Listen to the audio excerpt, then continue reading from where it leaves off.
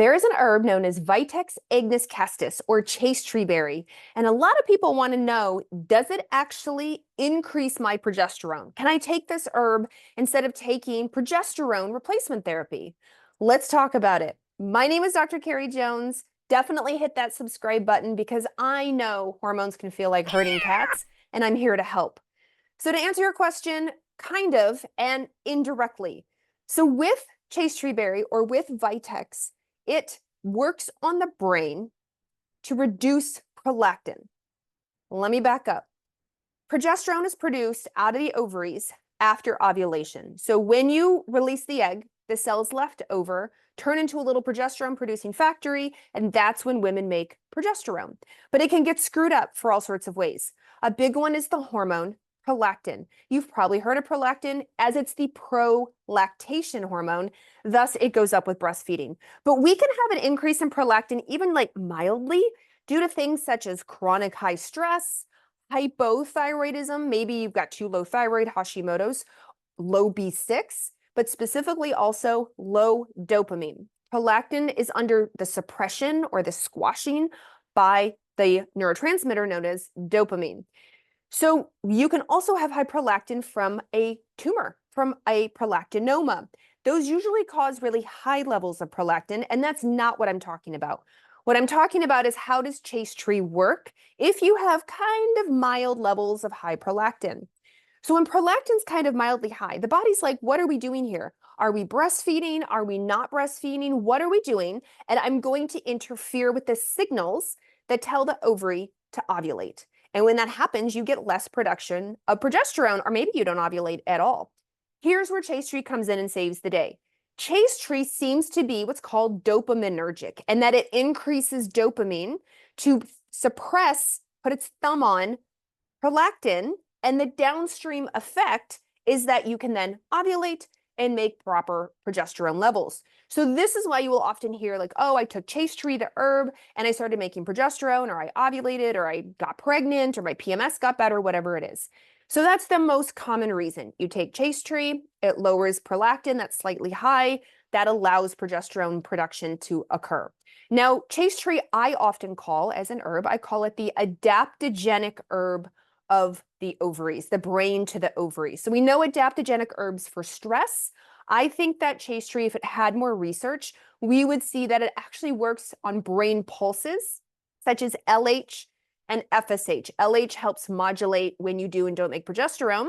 FSH helps modulate when you do and don't make estrogen. So I think if we learned more about it, just because I've been using chaste tree for 20 plus years now in women, that I see that things really do balance out in about 3 to 6 months of use. Now, who should not use chaste tree? I don't generally find chaste tree to be that helpful once a woman is kind of in that middle stage of perimenopause. If she's still cycling, but she's just not going to make progesterone anymore, it has nothing to do with prolactin, it's just age. Chaste tree is probably not going to work for her, and maybe it's time to move on to actual progesterone replacement, either as the capsule or the cream or something. I also don't tend to use chaste tree for somebody who's young and going through puberty. I want their brain ovary connection to connect. So if maybe you have a daughter who's 12, 13, 14, 15, and trying to figure out the whole puberty thing, I don't quite use chaste tree at that time. I wait until they're a little older in their teens, 18, 19, 20 before I add in chaste tree, because I don't want to negatively impact or herbally impact too much of the puberty production that's happening, unless I happen to know that their prolactin, for whatever reason, maybe she has hypothyroidism, is a little bit high, then I will use it. But in that case, I'll probably also use vitamin B6, the active form, which is known as P5P. So that also brings me to the next question I get, can I use vitamin B6 with chaste tree, which the active form is P5P? And the answer usually is yes, talk to your healthcare practitioner, but between chaste tree and that P5P, the B6, then we can get prolactin under control and you can ovulate and make progesterone. So with chaste tree, ideally, you take it every single day because every day it's having an impact on the brain ovary connection, and every day for a couple of months, it takes a couple of months to get into a rhythm I am trying to encourage the best. I am trying to get that adaptogenic support from the brain down to the ovaries. So if your healthcare practitioner has suggested Chaste Tree, this is how it works. Now, remember, I'm not talking about prolactin that's very elevated due to a tumor, a prolactinoma. That is very different. Chaste Tree will not work. Don't think you can use it in that example.